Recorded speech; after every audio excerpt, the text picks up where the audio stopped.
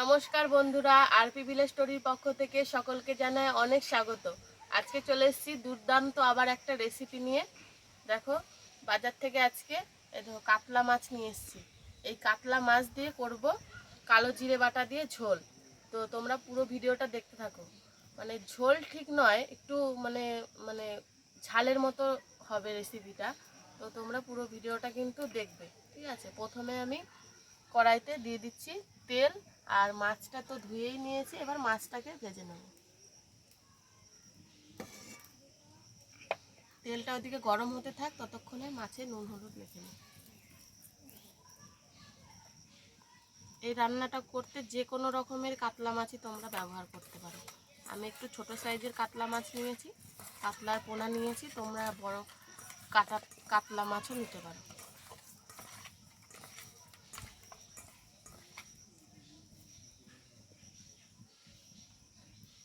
তেল খুব ভালোভাবে গরম করে নিয়েছি, এবার মাছগুলো ভেজে নেব।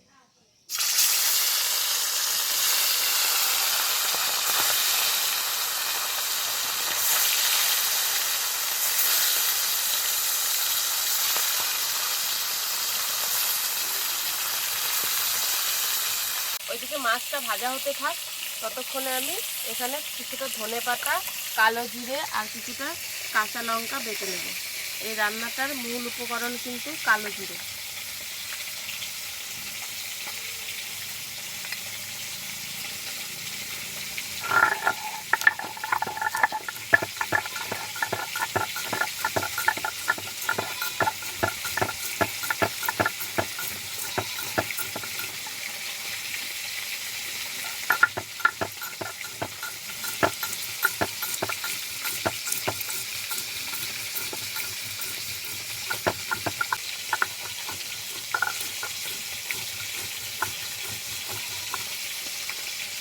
দেখো, বেশ খানিকটা ধনেপাতা নিয়েছি, এই ধনেপাতাটাও বাদ দেব।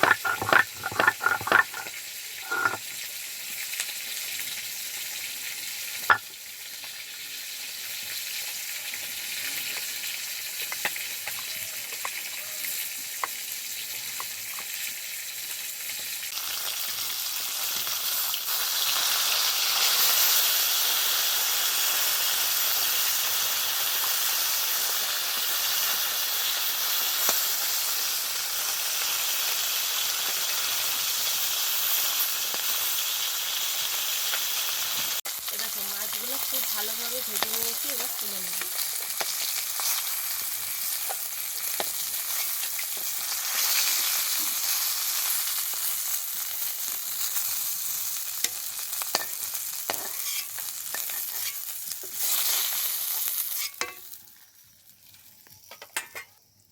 এবার ওই তেলের ওপরে দিয়ে দেবো ফোড়ন, ফোড়নে দেবো শুকনো লঙ্কা আর কালো জিরে।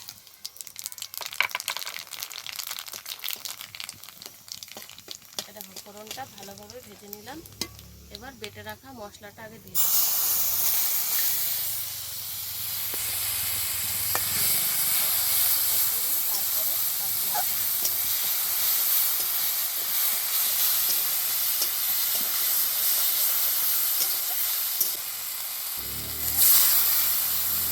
জল দিয়ে নিলাম, এবার দিয়ে দেবো ফেটিয়ে রাখা টক দই।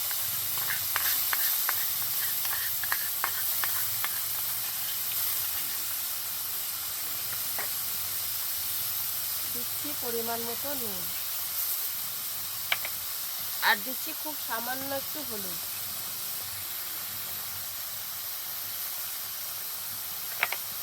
এবার সব কিছুকে খুব ভালোভাবে কষাবো যতক্ষণ না পর্যন্ত তেল বেরিয়ে আসে।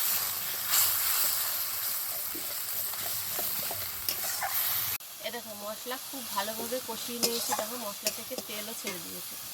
এবার দিয়ে দেবো পরিমাণ মতো জল। খুব বেশি জল দেবো না, একটু গা মাখা করবো, তো সেই রকমই জল দিলাম।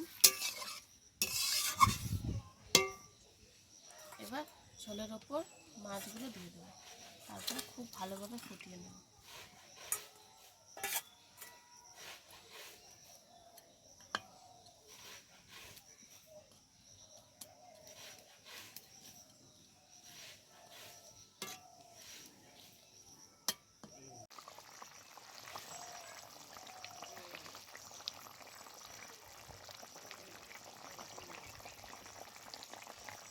দেখো কালো জিরে বাটা দিয়ে কাতলা মাছের ঝাল একদম রেডি। এবার নামিয়ে নেব।